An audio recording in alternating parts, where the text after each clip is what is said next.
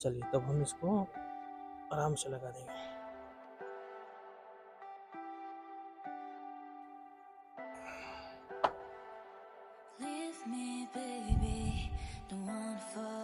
और मेरे ख्याल से इसका जो सक्शन है, डिस्चार्ज है, सेम डायरेक्शन में है, कोई इसमें फ़र्क नहीं है। इसलिए जब डायरेक्शन सेम होता है तो टेक्नीशियन को लगाने में कोई दिक्कत नहीं होती है, मॉडिफाई नहीं करना पड़ता है पाइप को। तो ये चीज़ है।